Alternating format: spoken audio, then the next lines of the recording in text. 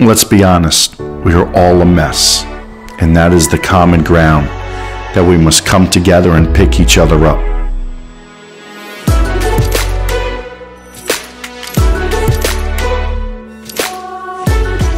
Saddle Brook School community. Hey my friends, my name is Jeff Yalden. I've had several people in your community reaching out and asking me for help.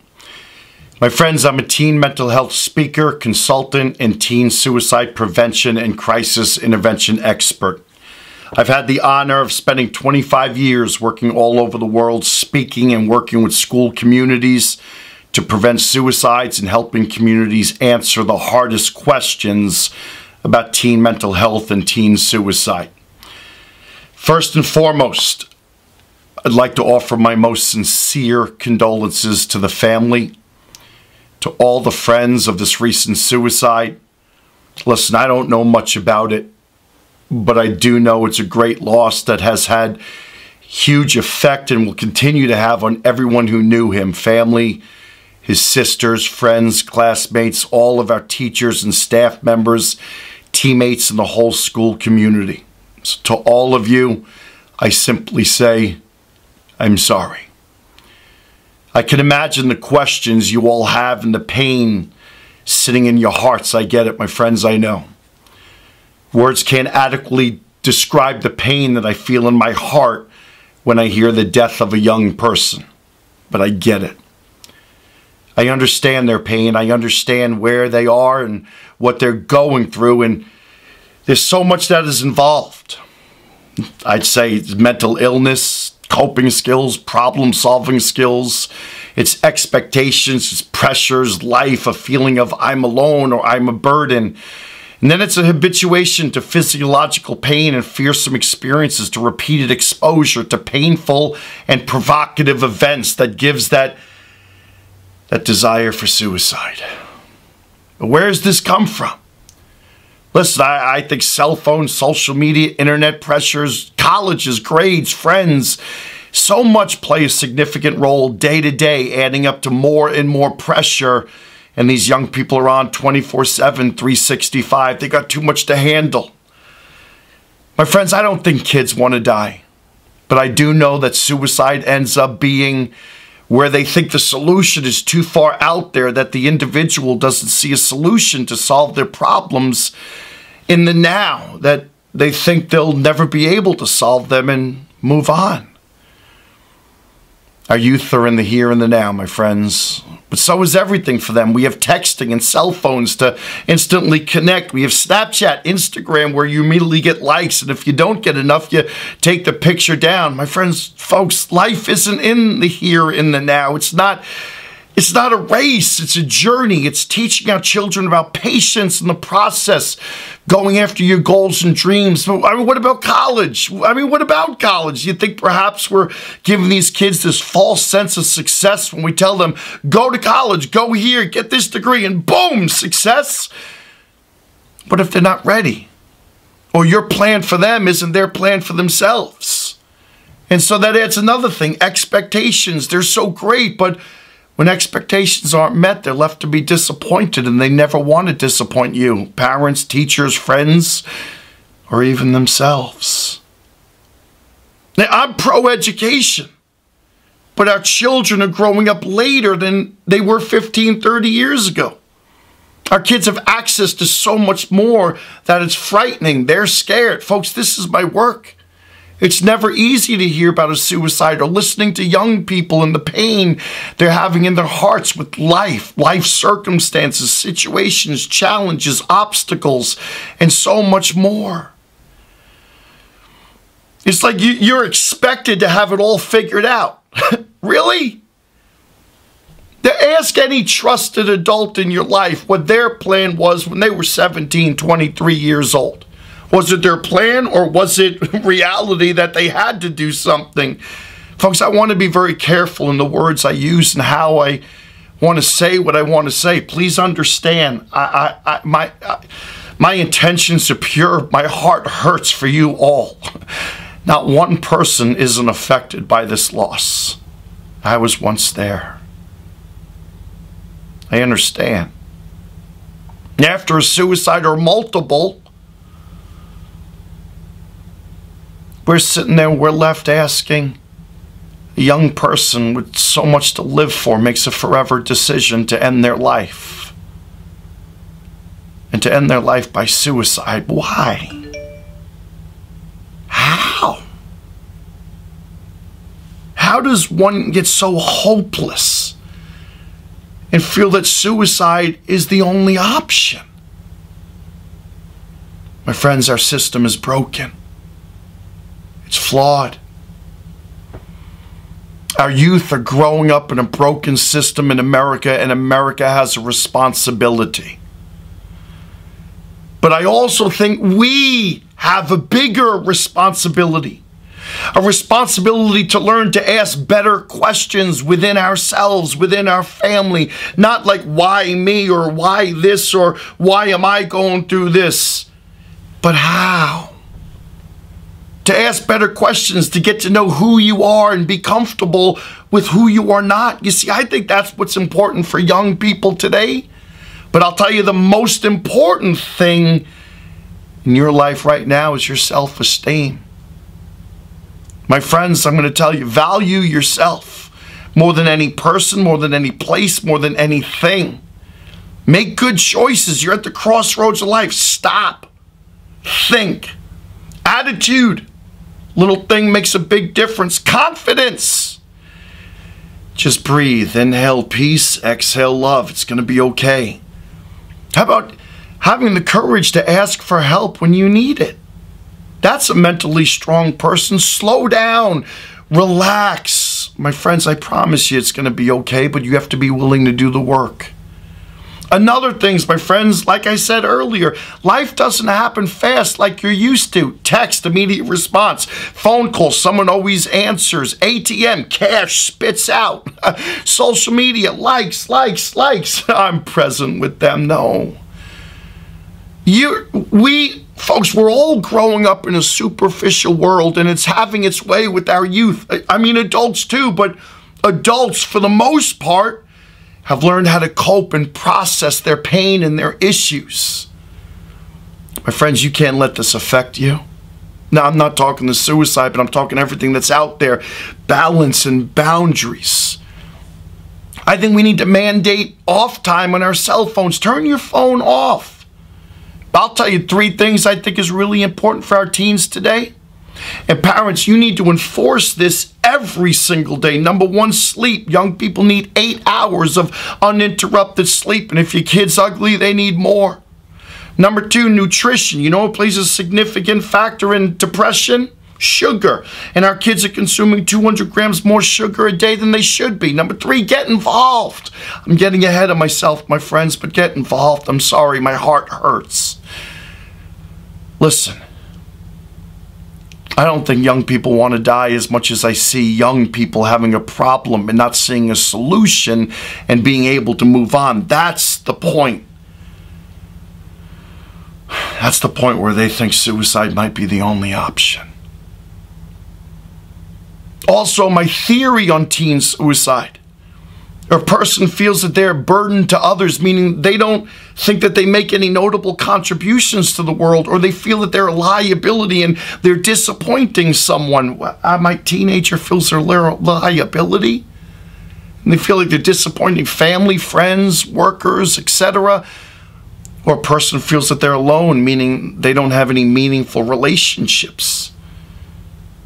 And so they start to think that if this pain in their heart lasts long enough, they start to have that desire to want to end their life. Hey, my friends, this is life. It's not easy. It's not fair. It never will be fair. But we learn and grow every day. That's what life and learning is about. Matter of fact, that's where self-esteem comes from. You wake up every single day. You wash your face, you brush your teeth, you dance, and you walk outside that door, you put one foot in front of the other, and you have a plan and you go for it. And you don't give people the power over your emotions. And I promise you, on the other side of battling fear in life situations, self-esteem. And don't let anyone ever take that from you. But you've got to do the work. Also, mental illness and depression, it's at 90% of all suicides. We need to address that. Folks, I don't know much about this suicide. But I do know that 90% of suicides are preceded by clues that we didn't notice. Why should we notice when we aren't looking for it? I understand. Listen, the individuals that are on the school's radar aren't necessarily the ones that we need to look out for. Today, it's a lot of school communities saying to me, Jeff, we didn't even know there was a problem. There were no signs. This is the last person I would have ever suspected. I know, I understand. Mental illness shouldn't be labeled and have a stigma that goes with it. Mental illness, or should I say the mentally strong, are the ones that aren't afraid to ask for help. And what can we do? What can we do better? My friends, I'm proud of you for asking for help.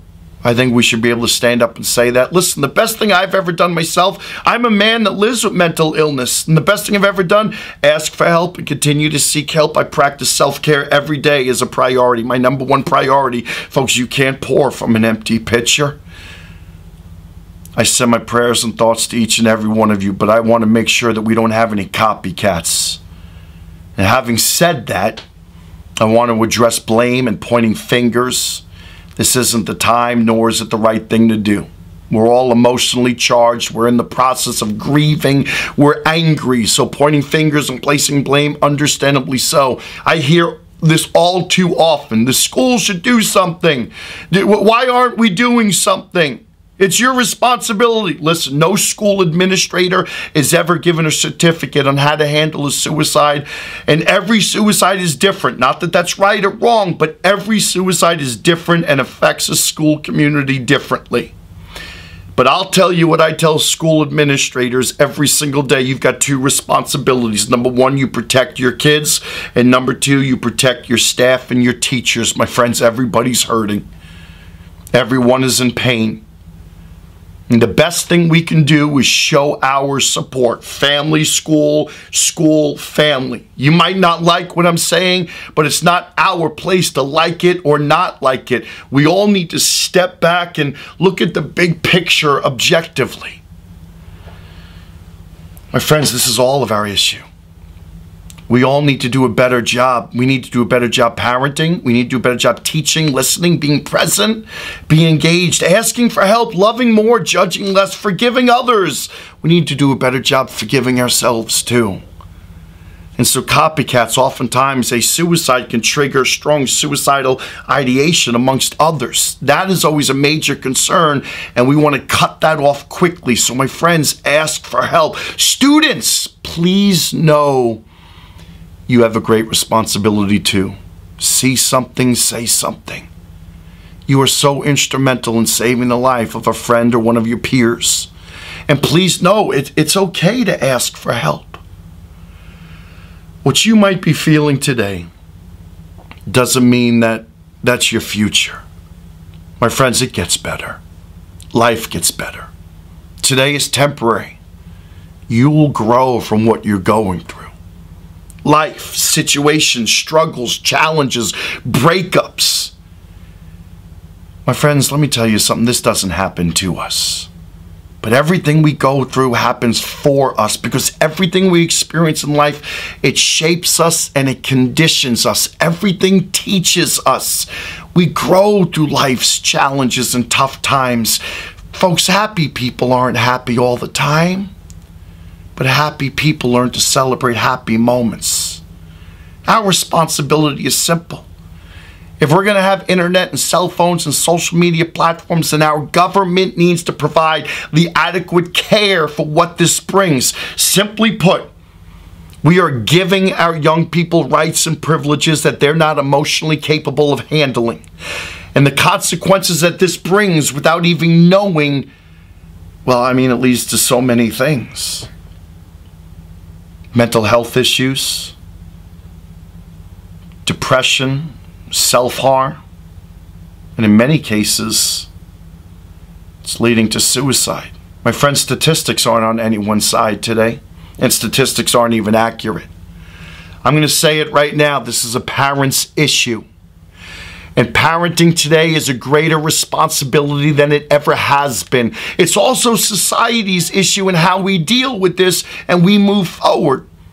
It's a personal responsibility to be your best advocate. If you're not feeling good, it's okay to ask for help. You've got YouTube and Google. It's okay to ask for help. What are these symptoms? What do I need to do?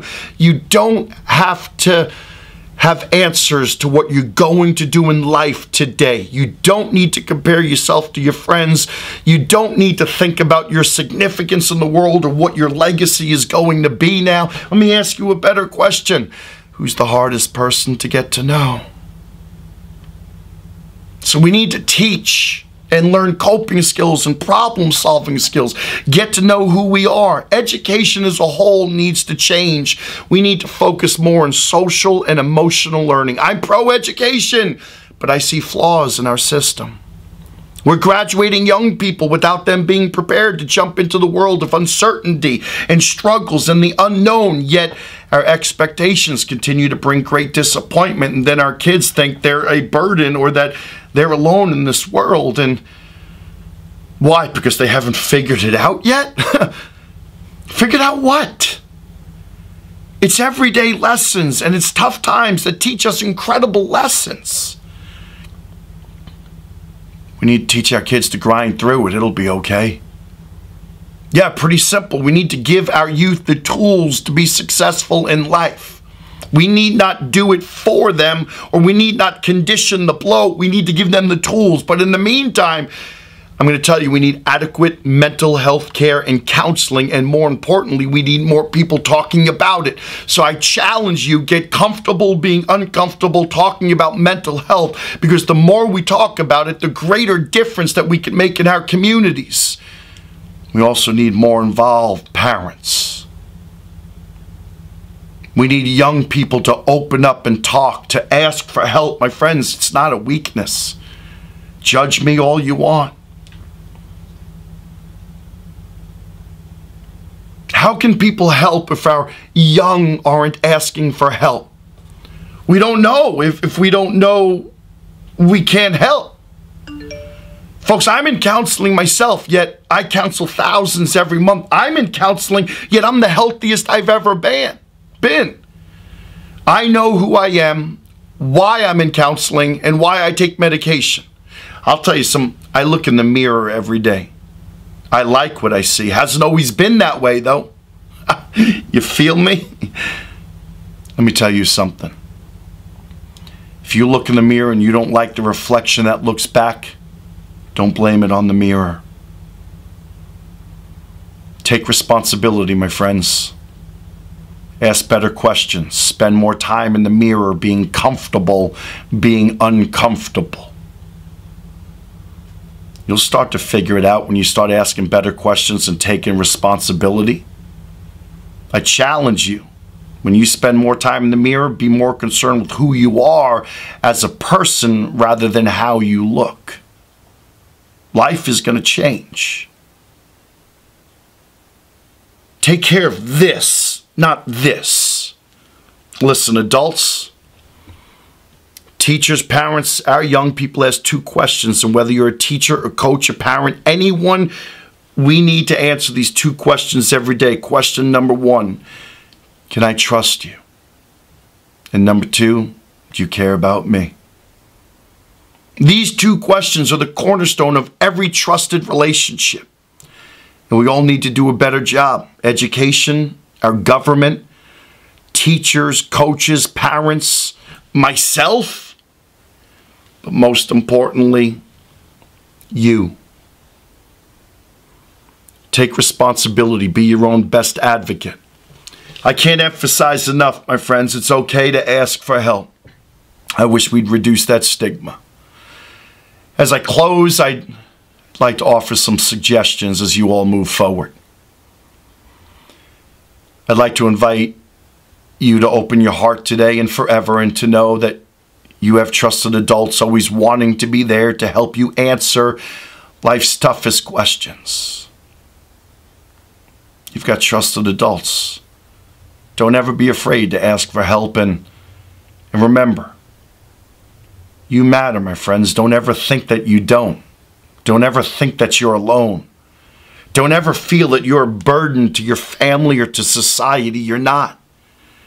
A quick message I just want to share with our teachers and staff members. Thank you. Remember, you make a difference every single day. I am who I am as a result of having you in my life. Every day. So many questions. In many cases, yet there's so few answers. We're all responsible. We need to move forward together, my friends, and for each other. This is a very sad time. A time that greatly affects us all, a time where we're all growing up and this is going to shape us. But remember this, you're not a victim. You're a victor. This or life circumstances and challenges does one of two things. It either exposes wounds or it builds muscles. It's your choice in how you respond. Allow yourself to grieve on your terms. There's no timetable. I'm so sorry. I wish I can say more.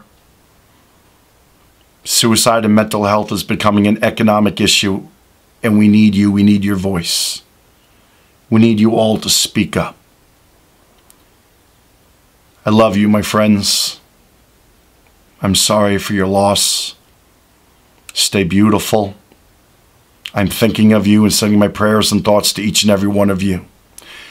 And to Mom and Dad and the sisters and to all the close friends and extended family, teachers, school community.